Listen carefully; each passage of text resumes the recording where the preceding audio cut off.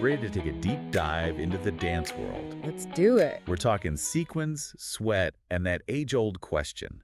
Does competition really make you a better dancer? It's a question every dancer, really anyone who's ever set foot on stage has probably thought about. You got that right. And we're diving deep into this debate with this article we found. Oh, what's it called? It's called The Great Debate.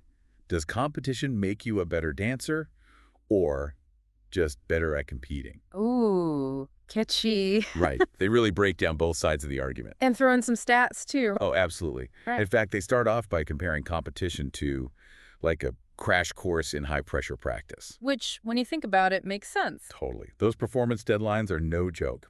But it also got me thinking about how all that pressure affects how a dancer actually learns and grows. That's the million-dollar question, isn't it? It's like the difference between cramming for a test and really, absorbing the material. Totally. And speaking of absorbing information, the article mentions this study showing that competition can actually boost a dancer's focus and confidence by over 20%. Wow, that's huge. Right.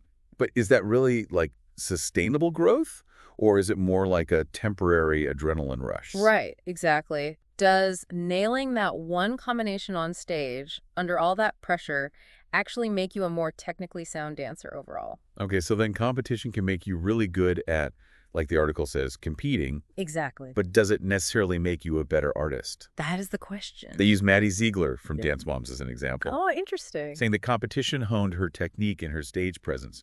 What do you think? All those trophies, did they make her the dancer she is today?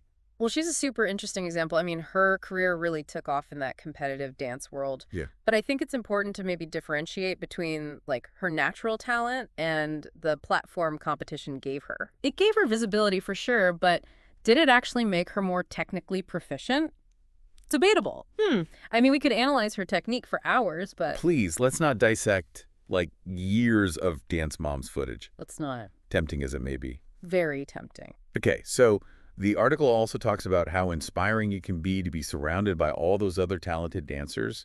You know, that energy. They say something like 68% of competitive dancers are motivated by watching their peers. Oh, absolutely. That kind of peer-to-peer learning is so valuable. Like, you see someone do this incredible turn sequence, and then suddenly you're pushing yourself harder to try and, master that same move. It's like that competitive fire. Exactly. It can be so motivating. Okay, but hold on, because the article also throws some shade, saying that this hyper-focus on competition can actually be detrimental to a dancer's artistic development. Interesting. Okay. So while competition can give you those awesome moves and stage presence, the article is saying it can come at the expense of, like, real artistry. Yeah, it's like they say in the article, you can get really good at giving the judges exactly what they want. Right. But then where does that leave, like, what you want to express as a dancer? Totally. Like, are you really becoming a better dancer? Mm-hmm. Or just better at, playing the competition game? Exactly. And get this, the article says that 53% of professional choreographers think competitive dancers struggle in company auditions. Wait, seriously? Over half. Why? What's the deal with that? They actually call it competition brain. Competition brain. Yeah, this like super intense focus on tricks and scoring points that kind of overshadows things like performance quality and just, artistry. Interesting. It's like they've spent so much time perfecting that 90-second routine Right. that they haven't had time to work on the depth and versatility you need for a professional company. So all that sparkle and pizzazz could work against them. It's true. The article even says this competition brain can make dancers less open to feedback. Yeah, they're so used to going after those high scores that any criticism, even if it's supposed to help them grow, might not, resonate the way it should. That's so interesting. So where does that leave us then? Is there a way to kind of find a happy medium? Like, can you still have that competitive drive without sacrificing your artistry? Absolutely. And the article actually offers some solutions, which is great. Okay. First and foremost, they say focus on the fundamentals. Makes sense. Technique over tricks, always. Yes, strong technique is key for any dancer, competition or no competition. Exactly. And they back it up with the stat. 9 out of 10 times, pro ballet companies care more about strong technique than, flashy competition skills. Music to my ears. Mm-hmm. So those basic timeless principles of dance, they matter even at the highest levels. For sure. But it's not just about, like, nailing those plies in tennis. The article also talks about using feedback in a constructive way. It's true. It's not just about fixing something for the judges to win one competition. It's about taking those critiques and, applying them to your overall growth as a dancer. Right. Okay. Even if that feedback is hard to hear, it's still a chance to learn and get better. That's a really good point, actually. It's using feedback to help you grow as an artist, not just to win a trophy. Exactly. And, speaking of branching out, the article also encourages dancers to explore different dance styles, even outside of competitions, which is cool. I love that.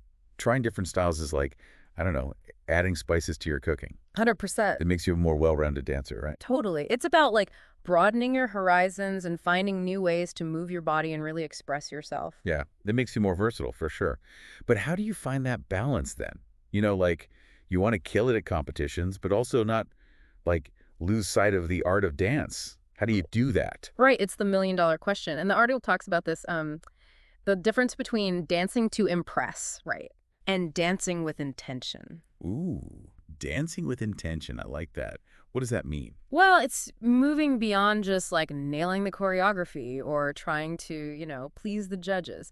It's about really connecting with the emotion and the story you want to tell through your movement, being present in the moment.